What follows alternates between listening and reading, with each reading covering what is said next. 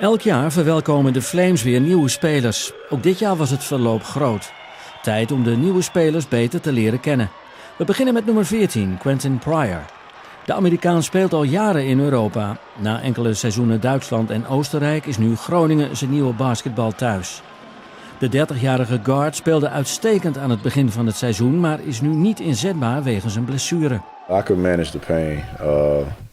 When it comes to basketball, if I feel like I can run and jump and shoot, that I'm okay. But I mean, now it's just, seems like that if I get the rest now, that it would go away and won't be a lingering problem all season. So I'll take the rest. Een sportman wil spelen. En ook Pryor heeft moeite om toe te kijken terwijl zijn teamgenoten trainen en spelen. It's more so that, the team decided that I needed to get the rest now because I've been playing on it for basically like 5 weeks. So they figured it now was the perfect time because if not, it could get worse and things like that. So, I mean, it's very challenging for me because I'm a competitor and I love to be out there on the court. But if they say that I need the rest, and I have to take it. Blessures komen veel voor tijdens basketbal. Maar Quentin zag zijn carrière op college bijna in rook opgaan door een polsbreuk. Het herstel nam veel langer in beslag dan verwacht. En even leek het erop dat hij moest stoppen met basketbal. Going into my junior year, which was my first year at Moorhead, I had to miss a whole season due to a broken wrist. So that kind of made me have to sit back and redo my dreams and goals because at one point I was told that I probably wouldn't even be able to play basketball again. It basically took me a year. I had the first surgery and they only fixed one bone, and I was in a cast the whole summer, and January of the following year I had x-rays done and went to another doctor, and he found that it was another broken bone. So it took me all over a year to get it back right.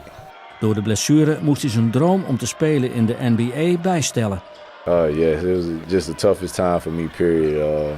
I just sat in my room at school. I wanted to leave. I mean, I felt like basketball had been taken away from me and things like that, so it was real tough.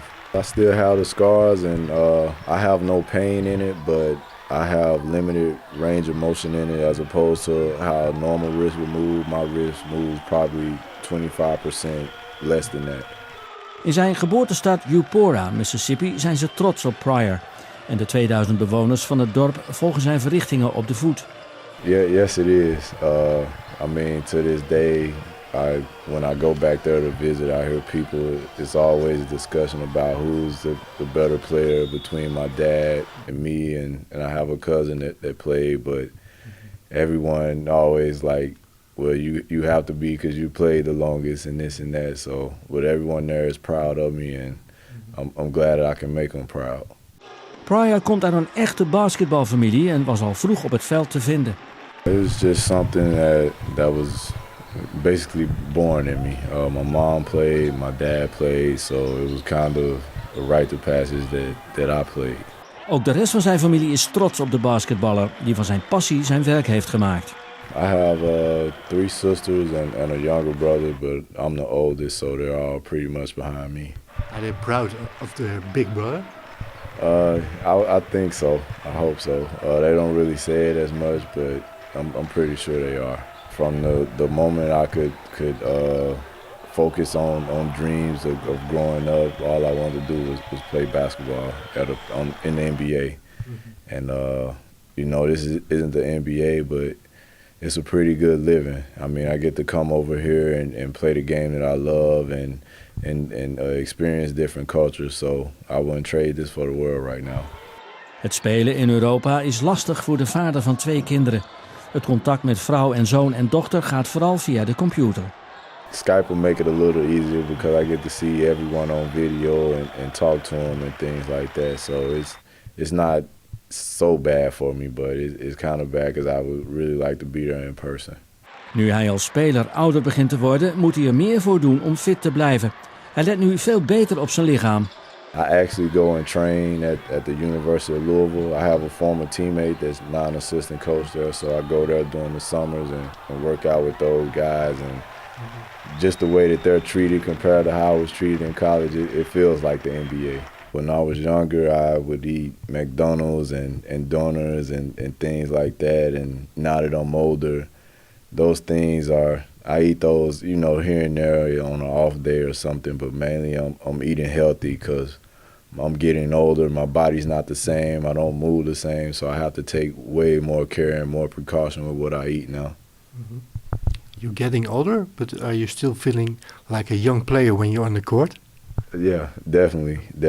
Like I said, I've done a lot of stuff the last couple of years to try and help my body and get as much as I can out of it now. So I feel real comfortable with it and actually feel like I feel better now than I did probably 2 years ago.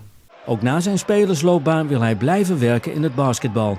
No matter what, you know, if I'm getting paid or not, basketball will always be my passion. It's been like that since I was a kid, and the only way it'll stop is when I stop.